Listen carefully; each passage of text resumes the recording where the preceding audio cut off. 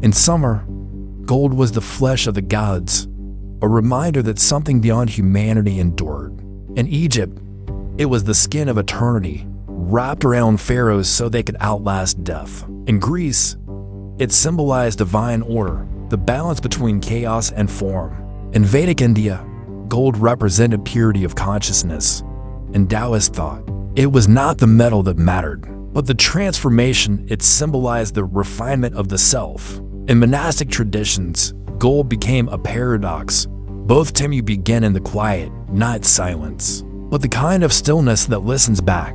The night sky stretches above you, vast and ancient, its stars pulsing softly as if they are breathing. The wind moves slowly across unseen landscapes, carrying with it echoes that do not belong to this moment. Echoes of footsteps, of voices, of rituals long forgotten. Something ancient is calling you. You feel it not in your ears, but somewhere deeper behind your thoughts, beneath your memory. A pull toward a story that was never finished, only buried.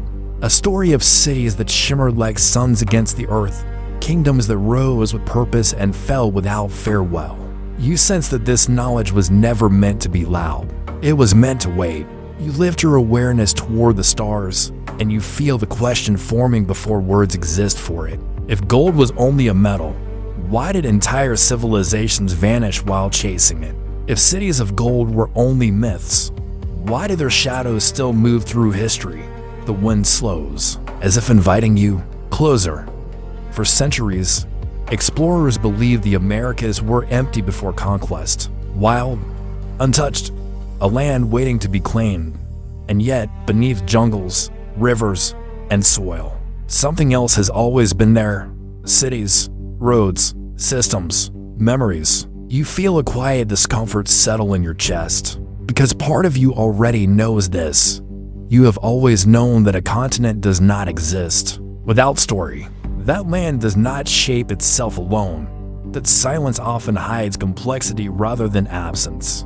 And so the paradox emerges gently, like mist rising at dawn. How could vast kingdoms exist and disappear so completely? How could civilizations capable of shaping forests, moving rivers, and building monumental cities vanish without leaving words behind? You feel the question bend time around you, because this is not just a historical mystery.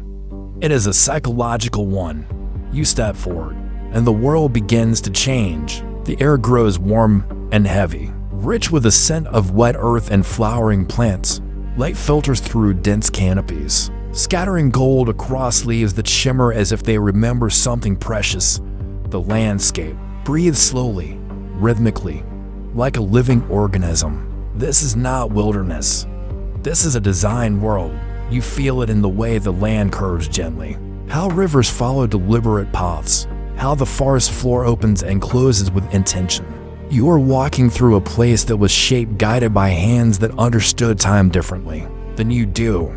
The soundscape deepens. Insects hum in layered harmonies. Distant water flows with patience. The wind does not rush. It knows where it is going. You realize you are not alone here. Somewhere in this vast green expanse, a human presence moves quiet, observant, searching.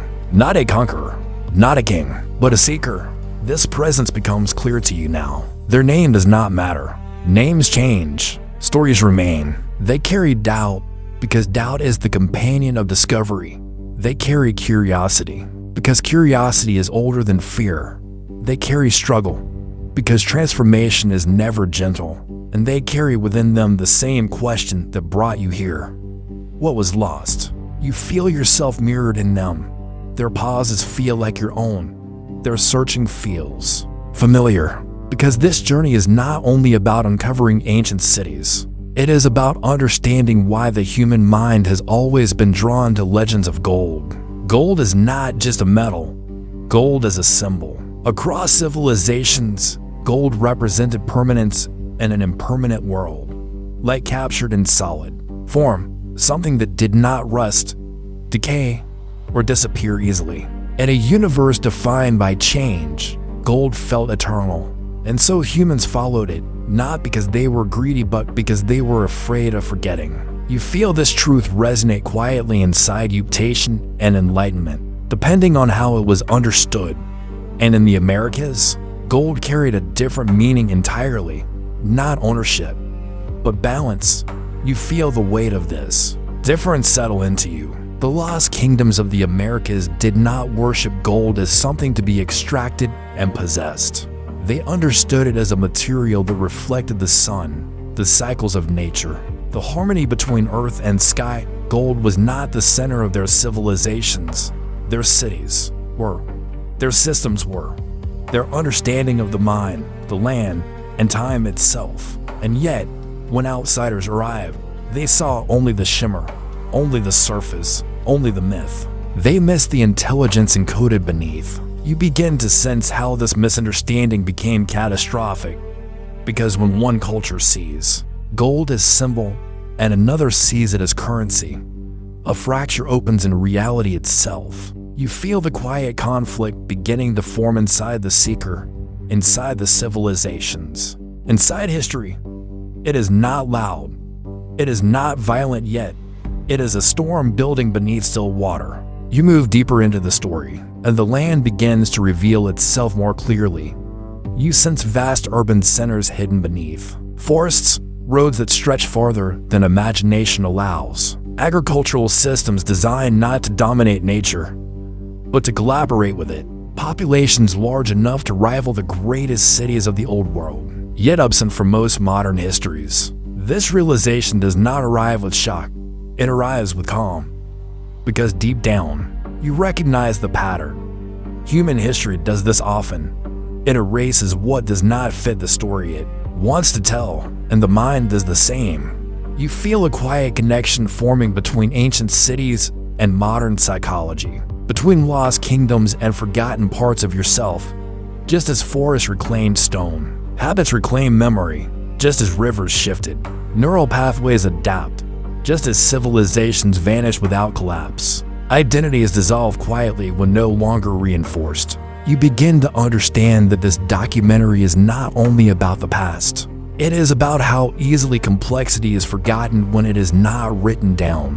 How easily wisdom disappears when it is not valued. How easily entire worlds can be reduced to myth when they challenge dominant narratives. And you feel something else now, a responsibility to listen differently, to see beyond gold, to remember that absence does not mean emptiness. As the night sky above you deepens and the stars pulse once more, you realize that the cities of gold were never meant to be found by those who sought only wealth. They were meant to be understood by those willing to see systems, balance, and mind. You stand at the edge of this understanding, and the journey has only just begun. You step forward, and time loosens its grip. The forest thickens around you, but it does not feel hostile. It feels intentional. The trees grow in patterns too precise to be accidental. The ground beneath your feet is soft yet structured, layered with generations of care. You sense that this land was not conquered, it was guided. You begin to understand that what you are walking through is not ruin, it is concealment. Civilizations here did not vanish in fire or collapse under sudden catastrophe. They dissolved slowly, deliberately, folding themselves back into the living world. Stones softened into soil, roads disappeared beneath roots, knowledge migrated from monuments into memory. This is why they are difficult to find. This is why they were misunderstood. You pause, and the idea settles gently inside you. A civilization that does not announce itself does not mean a civilization that did not exist. You feel the presence of the people who once lived here not as ghosts, but as continuity. Their influence lingers in the shape of the land, and the resilience of crops that still grow where they were first cultivated, and the quiet intelligence of ecosystems that behave more like gardens than wilderness. You begin to see the cities of gold not as places of excess, but as places of integration. Gold was never the foundation, it was the reflection. The true wealth of these kingdoms lived in their systems, how they understood cycles, how they organized communities, how they shaped their environment without exhausting it. They measured success, not in accumulation, but in balance.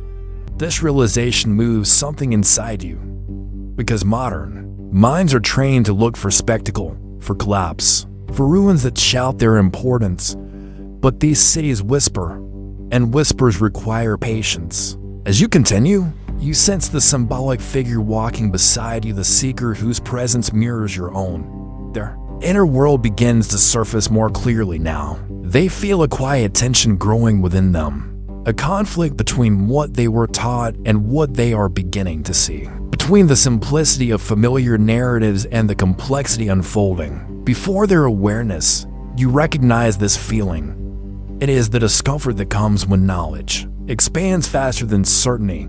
The seeker senses it too. Their routines falter. Their assumptions soften. Their identity as an observer, as a knower, begins to dissolve. And this dissolution is not chaos. It is initiation. Because every true discovery requires the mind to loosen its grip on what it thought was stable. You feel the neuroscience of this moment activating within you. The brain resists ambiguity at first. It prefers clean stories, linear timelines, clear winners and losers. But when presented with layered truth, something else happens. Cognitive friction arises. Neural pathways that once fired automatically hesitate. New connections begin to form. The mind enters a state of quiet reorganization. This is where learning becomes transformation. The lost kingdoms of the Americas trigger this state because they challenge a foundational assumption that complexity arrived late and only from elsewhere. You feel how unsettling that is, not because it threatens knowledge, but because it threatens identity. Who are you? If the story of civilization is older, wider, and more distributed than you were told, who were these people if they did not need empires to be advanced? The seeker feels this question ripple through their body. Their breath changes. Their attention sharpens. They realize that the cities of gold were not lost because they were weak. They were lost because they did not survive contact with a worldview that could not recognize them. You feel the quiet historical conflict taking shape now. On one side, society is built on relational intelligence. Cities designed around ecology, ritual, memory, and collective identity. On the other, a mindset trained to value extraction, ownership, and written dominance. This conflict did not explode immediately. It seeped. Languages eroded, systems destabilized. Knowledge that lived in oral tradition found no protection against interruption. When people were displaced, memory fractured. When rituals stopped, identity blurred. You realize that conquest does not always destroy physically. Sometimes it erases context. And without context, even the most advanced systems become invisible. The seeker senses this invisibility like a fog descending over once familiar ground. They feel the weight of civilizations dissolving not through fire, but through forgetting. This is the moment where myth is born. Because when memory breaks, imagination fills the gap. Stories of golden cities begin to circulate, cities made of metal, of impossible wealth, of endless abundance. These myths are not lies, they are distortions, echoes of something real that has lost its original shape. Gold becomes exaggerated because the systems around it are no longer understood. And so the legend of El Dorado spreads not as a map, but as a misunderstanding. You feel the tragedy of this misunderstanding settle softly inside you. Because the cities of gold were never meant to be found by those who sought treasure. They were meant to be inhabited by those who understood relationship. And now, as you move deeper into this story, you sense a turning point approaching. The seeker feels it too. A moment when realization becomes irreversible. A moment when the truth behind the lost kingdoms can no longer be unseen. The air grows still, as if waiting. And you realize that the next step will not reveal gold. It will reveal something far more unsettling. It will reveal what happens when a civilization loses its memory. You continue forward, and something within you begins to slow. Not your body, but your sense of urgency. The story is no longer pulling you forward. It is pulling you inward. You feel the land breathing differently here. The air carries a softness, a depth, as if it has learned patience over centuries. The ground feels layered not just with soil, but with intention. With decisions made long ago, with lives lived fully and then released. you begin to understand that these lost kingdoms were not erased in a single moment, they were absorbed. Their cities were not abandoned out of fear, but transitioned out of necessity. As climates shifted, rivers changed course, populations migrated, urban centers reorganized, power decentralized. What remained was not collapse but diffusion. Civilization did not end, it spread. This truth moves quietly through you, unsettling in its calm. You realize how deeply modern thinking associates civilization with permanence, with stone that must stand forever, with names that must be written to exist. But these kingdoms operated by a different logic. They understood impermanence as intelligence. They built knowing that nothing lasts unchanged. They designed cities that could soften, adapt, dissolve. They encoded knowledge into practices rather than monuments, into rituals rather than texts, into memory rather than marble. You feel the weight of that wisdom, because when memory lives in people instead of structures, survival depends on continuity of community, and when the continuity is disrupted, history becomes fragile. You feel the seeker's internal struggle sharpen now. They sense that what they are uncovering cannot be easily explained. It does not fit into the frameworks they learn. It resists categorization. It requires a different kind of attention, not analytical, relational. The seeker feels their identity as an observer slipping. They are no longer separate from the story. The story is reshaping them. You feel this too, because the cities of gold are not only lost in the jungle, they are lost in the mind hidden behind habits of perception that value spectacle over system, wealth over wisdom, permanence over process. Your brain begins to recognize this shift. Neural loops that once associated advancement with conquest begin to weaken. New pathways form, ones that link intelligence with balance, progress with restraint, success with sustainability. This is not just learning, it is rewiring. The human mind, when exposed to truths that challenge its core assumptions, enters a state of plasticity. Old frameworks loosen. Identity becomes flexible. This is uncomfortable, but also fertile.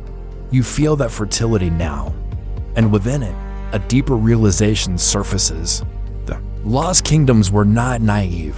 They were not primitive. They were not incomplete versions of later civilizations. They were complete systems optimized for their environment. Their cities did not glitter with gold because gold was rare. They glittered because they reflected sunlight, water, ritual, and meaning. Gold was symbolic, used sparingly, deliberately, often in ceremonial contexts tied to cosmology rather than economy. You feel the contrast sharply. To outsiders, gold looked like wealth. To the people who built these cities, gold looked like alignment. This misunderstanding created a rupture that history never fully healed. The seeker feels the emotional weight of this realization. A subtle grief emerges, not dramatic, but persistent. Grief for what was misunderstood, for what was flattened into myth, for what was taken without being seen. And beneath that grief, something else stirs. Responsibility. You feel it too. Responsibility to listen more carefully, to question inherited narratives, to notice what disappears quietly when attention is misplaced. You realize now that the greatest loss of these kingdoms was not their gold, their cities, or even their people. It was their way of seeing the world, a way that understood land as partner, not property. Time is cyclical, not linear. Power is distributed, not centralized. You feel the quiet conflict reach its peak here, because this worldview did not disappear on its own. It was replaced by systems that valued accumulation over equilibrium, expansion over integration, written dominance over lived knowledge. The seeker feels a moment of stillness, a pause so deep it feels like standing between breaths. This is the turning point, not an event marked by fire or conquest, but a moment when one way of understanding reality yields to another. And once that shift occurs, it cannot be undone. You sense how easily civilizations can vanish when their values cannot be translated, when their intelligence does not resemble the intelligence of those who arrive later. you realize that history does not only forget, it filters. And what does not pass through the filter becomes legend. The cities of gold become stories of excess instead of systems of harmony. Their kings become caricatures. Their people become footnotes. And yet, you feel something stirring beneath the surface of this erasure. Because the land remembers, the soil remembers, the forests remember, and somewhere, so do you. You feel the story preparing to reveal its deeper meaning, not about gold, not about cities, but about memory itself. About what happens when knowledge is not written, but lived. About what happens when the mind forgets that forgetting is also a choice. You breathe slowly, feeling the weight and clarity of this understanding settle within you. The journey is moving inward now, toward philosophy, toward transformation, toward the truth these lost kingdoms were always pointing toward. You move deeper now, not across distance, but through understanding. The story no longer unfolds around you. It unfolds within you. You begin to sense that the cities of gold were never truly lost. They were misinterpreted, folded into myth because the lens used to see them was too narrow to recognize their form. You feel the weight of the realization settle gently in your chest. These kingdoms did not vanish because they failed. They vanished because they succeeded in a way that history was not trained to record. They did not build upward to dominate the horizon. They built outward to harmonize with it.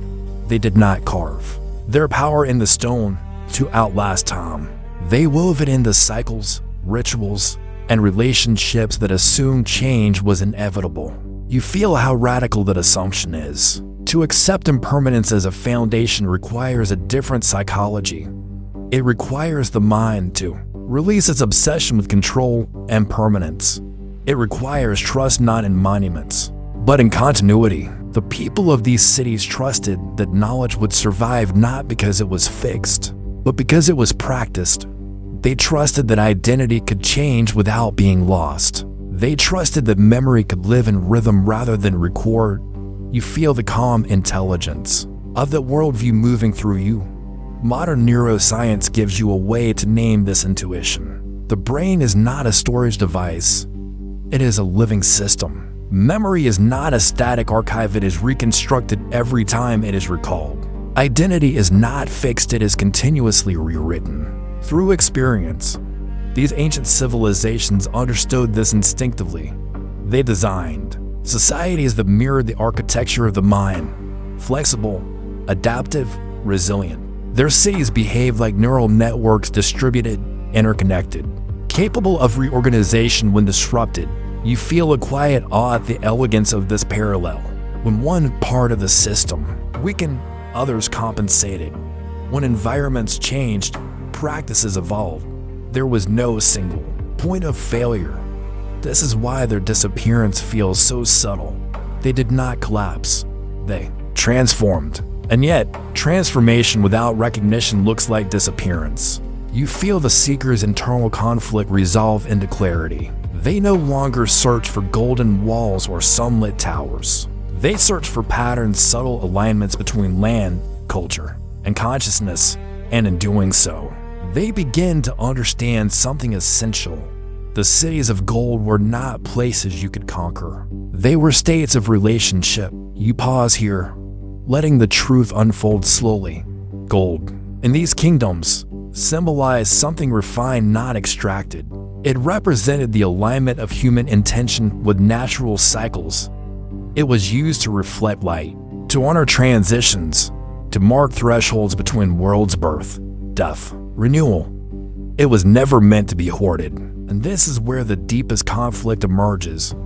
Because when a symbol is mistaken for a resource, meaning collapses into possession. You feel the psychological shift that occurs when this happens. Dopamine becomes misaligned. Desire detaches from purpose.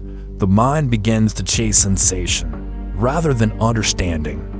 What was once sacred becomes transactional. The seeker feels this insight ripple through their awareness like a quiet shock.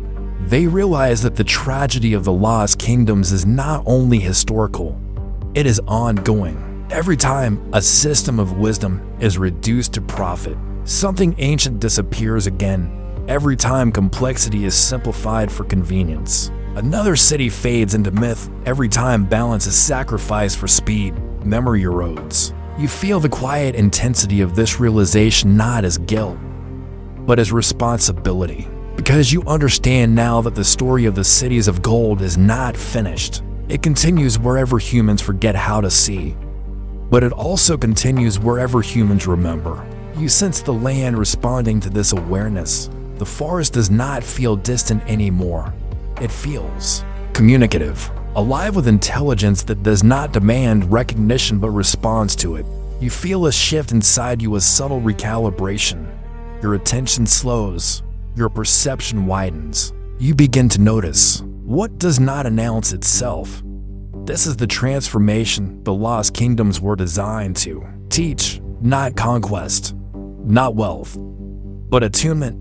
You realize that the greatest cities are not always built in stone. Some are built in ways of thinking, some in patterns of care, some in relationships that survive invisibly, generation after generation. And now, the story prepares to move toward its final layers, toward the philosophy that ties gold, cities, memory, and mind into a single insight, toward the ritual of understanding that does not end the journey but changes how you walk from here on. You breathe slowly. The ancient call that first drew you here no longer feels distant. It feels familiar. You move into the quiet center of the story now, the place where explanation softens into understanding, where history loosens its grip and meaning takes its place. You feel that the cities of gold were never meant to be recovered with maps or tools. They were meant to be remembered with a different kind of attention, an attention that listens instead of demands, that senses instead of seizes. You begin to recognize that what vanished was not architecture, but orientation, a way of being in the world. The people of these kingdoms did not see themselves as separate from their environment. Their identity was braided into rivers, seasons, soils, and stars. To lose a city was not to lose a home, it was to shift the center of relationship. You feel how gently this worldview held change. There was grief, yes, but there was also continuity. When a settlement thinned, knowledge did not disappear. It migrated, it rerouted, it lived on in movement, story, and practice. And then something subtle happened. That movement was interrupted.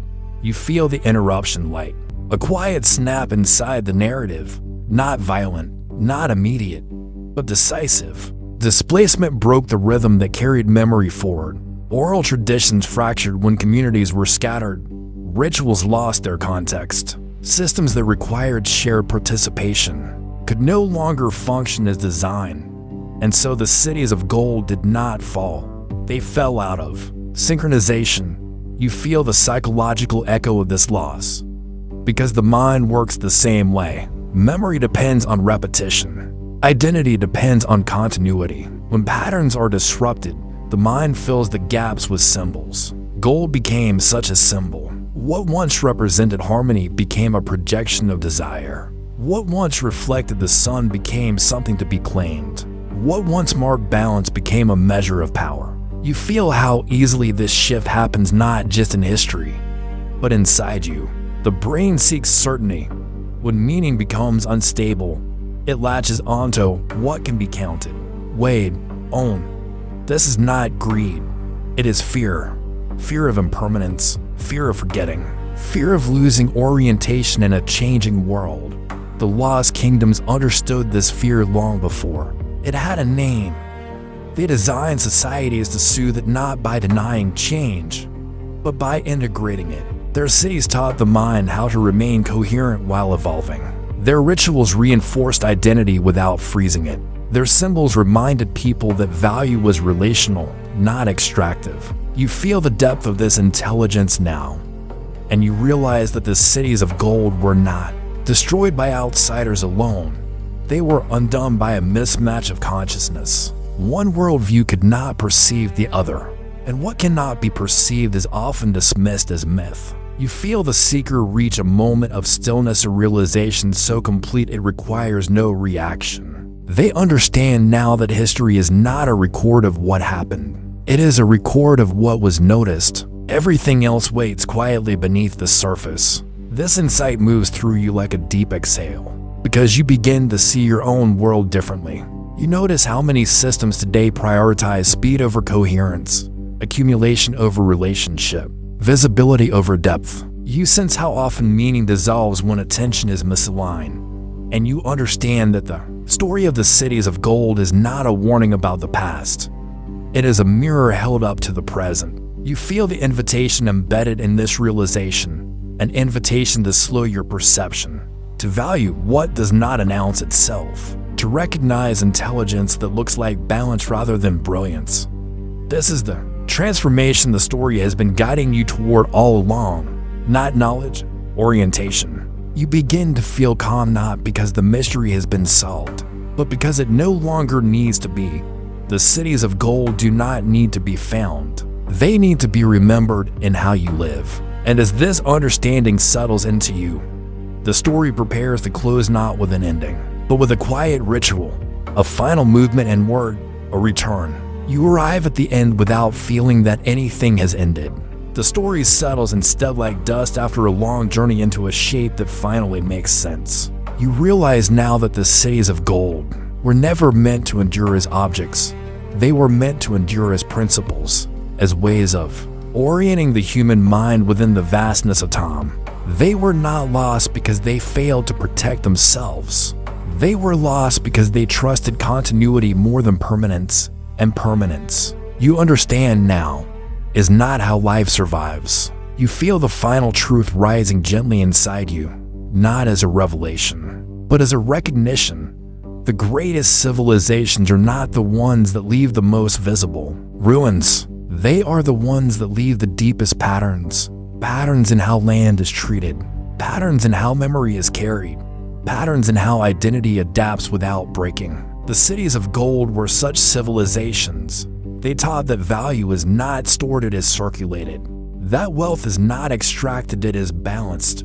That power is not centralized, it is shared across relationships. You feel the calm weight of this understanding move through you, steady and grounding. And then you see the final connection. The mind itself is a city.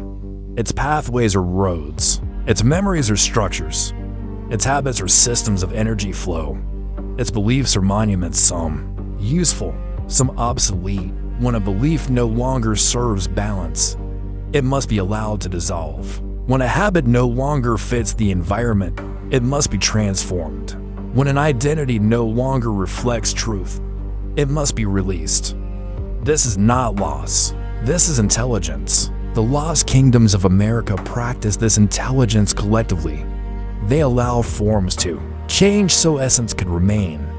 They understood that survival does not belong to what is hardest, but to what is most responsive. You feel how deeply this truth resonates with your own life, every transition you have survived, every version of yourself you have outgrown, every certainty that faded quietly rather than shattering loudly.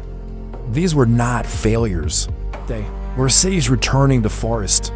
And forest is not emptiness. Forest is memory reorganized. You feel a sense of peace now, not because everything is known, but because nothing essential has been lost. The gold was never the point. The point was alignment. Alignment between mind and world, between human rhythm and natural rhythm, between what is built and what is allowed to change.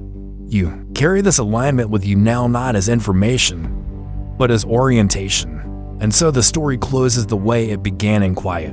You look inward instead of outward. You listen instead of searching. You feel instead of naming. If this journey stirred something within you, a calm recognition, a soft remembering, a desire to see history not as conquest, but as continuity, then you have already found what the cities of gold were offering. They were never hidden from you. They were waiting for you to look differently.